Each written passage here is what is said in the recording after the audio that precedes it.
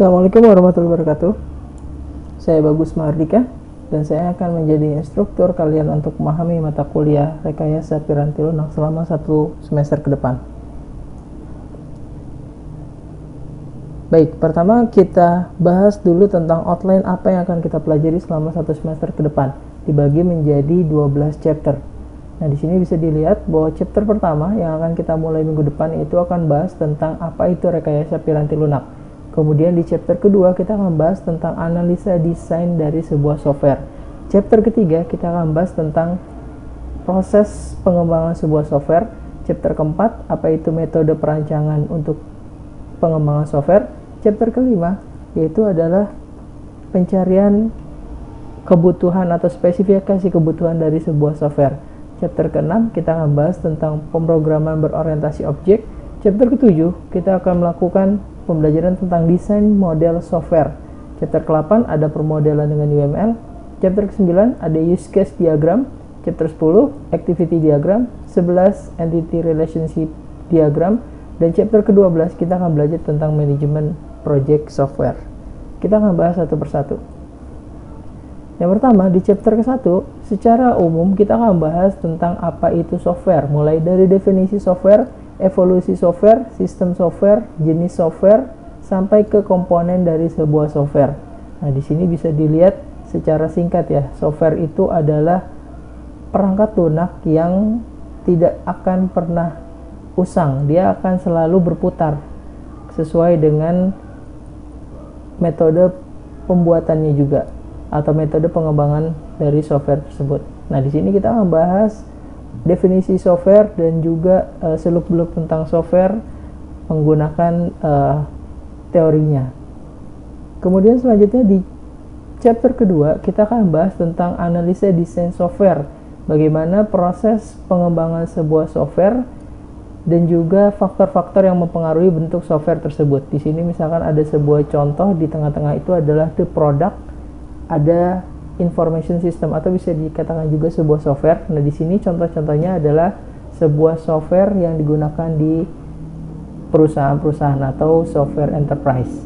Nah, software itu nanti akan berpengaruh oleh 4 buah faktor. Yang pertama itu faktornya adalah the players atau stakeholder atau orang-orang yang mempunyai kontribusi di dalam membuat software. Nanti di sini ada beberapa posisi dalam pengembangan sebuah software, misalkan ada sistem analis, ada project manager, ada developer, ada owner, ada user, dan juga ada designer, operator, dan segala macam. Pokoknya semua yang terkait dengan pengembangan sebuah software, dia adalah sebuah atau masuk ke dalam kategori stakeholder.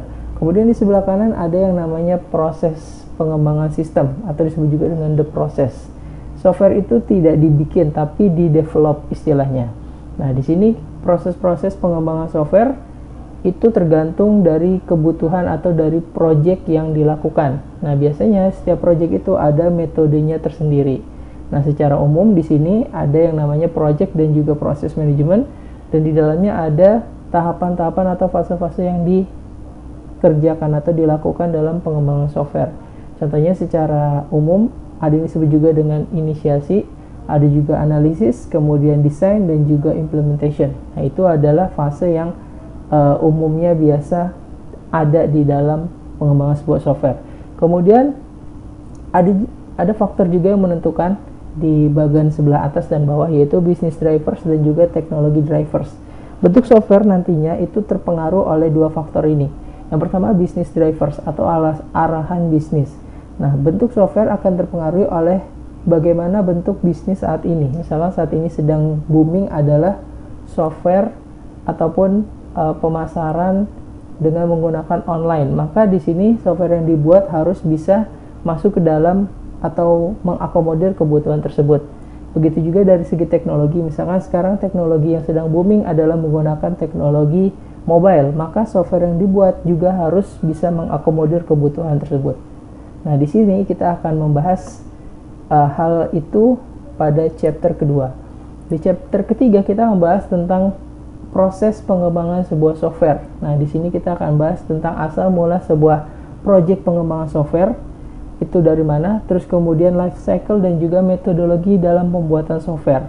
Nah ini ya, software itu dikembangkan, dia tidak akan pernah usang, dia akan selalu berputar sesuai dengan life cycle-nya ataupun perputaran hidupnya. Dia di development, kemudian digunakan, di maintenance, dan selanjutnya ada upgrading atau ada pengembangan yang lain, maka dia akan nanti dikembangkan dan juga berputar menggunakan metode yang ada. Nah di sini contohnya misalkan ada metode SDLC, System Development Life Cycle. Nah itu biasanya metode klasik yang digunakan untuk mengembangkan sebuah software. Nah di sini kita akan bahas tersebut. Baik, selanjutnya di chapter keempat kita akan bahas tentang metode perancangan. Di sini metode perancangan adalah metode yang digunakan untuk mendevelop sebuah software, membangun sebuah software. Dalam membangun sebuah software banyak tahapan-tahapan ataupun banyak metode-metode yang bisa digunakan berdasarkan best practice yang pernah dilakukan sebelumnya. Dari best practice tersebut, maka kita bisa tinggal menerapkan metode yang sudah ada, ataupun kita juga bisa mengembangkan metode tersendiri dari best practice atau metode yang pernah dilakukan. Di sini ada contoh beberapa metode yang pernah dilakukan atau metode pengembangan sistem yang sudah ada, yaitu ada classic metode, ada waterfall, ada prototype, ada RAD, ada spiral, ada scrum, dan segala macam. Masih banyak lagi contoh-contohnya. Nah, pada chapter ini kita akan bahas metode-metode tersebut secara bersama-sama. Kemudian di chapter kelima ada analisa kebutuhan software atau analisa spesifikasi sebuah software. Nah, pada chapter ini kita akan bahas bagaimana mencari sebuah kebutuhan software yang tepat. Biasanya dari owner misalkan itu hanya memberikan syarat tertentu saja, tapi tidak memberikan detail bagaimana sebuah software itu benar-benar detail atau benar-benar spesifik. Maka dari sini tugas dari seorang sistem analis yang akan menggali kebutuhan tersebut.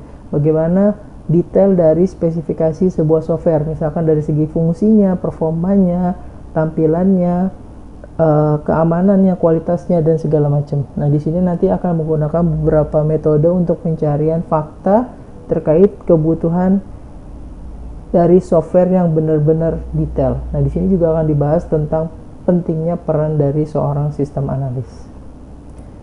Kemudian selanjutnya di chapter ke-6, permodelan berorientasi objek. Nah, di sini permodelan berorientasi objek adalah bagaimana kita dari spesifikasi yang sudah ditentukan, selanjutnya kita akan membuat model. Model tersebut harusnya berorientasi objek.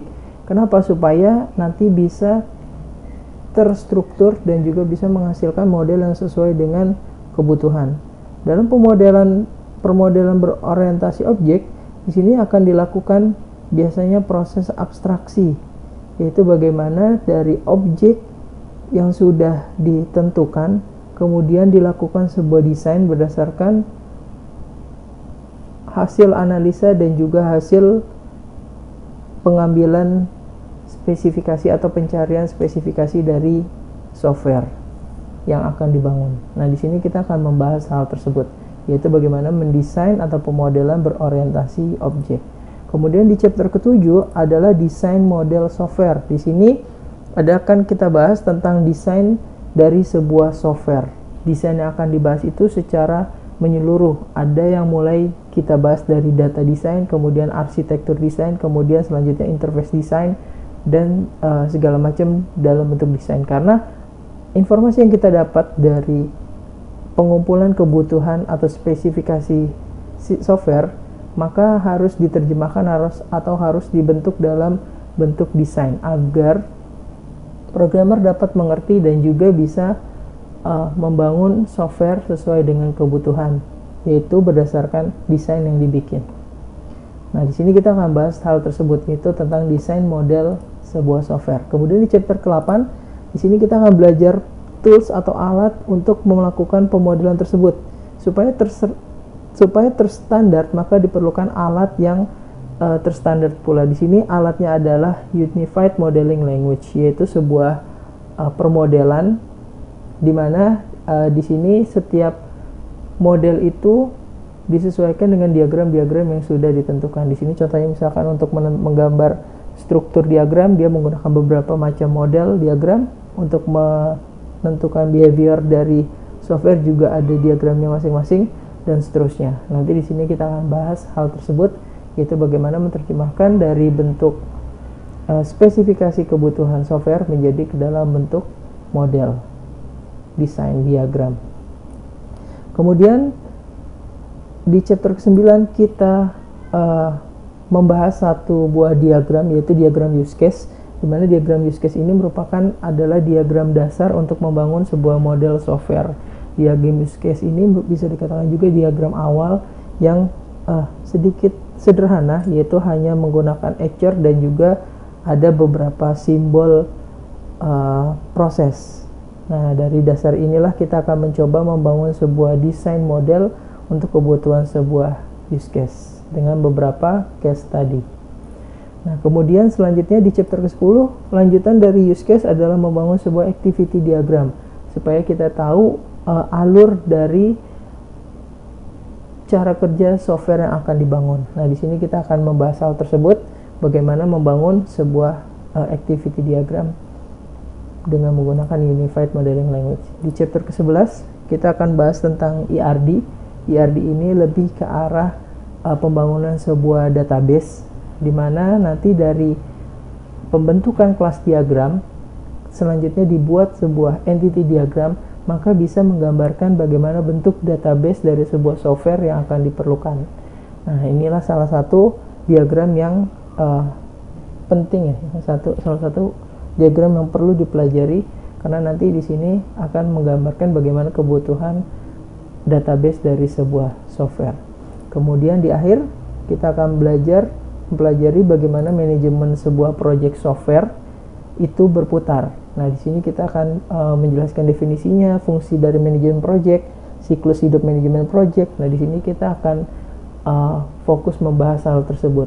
Bisa jadi kalau dari sebuah project ada sisi analis, yaitu yang berhubungan dengan hal teknis atau development dari softwarenya. Nah, ada juga dari sisi manajemen project yang terkait dengan waktunya, terus kemudian resource-nya, kemudian dari budgetnya segala macam, atau yang berhubungan dengan hal-hal yang bisnis terkait dengan software atau project pengembangan sebuah software. Nah, di sini kita akan bahas hal tersebut.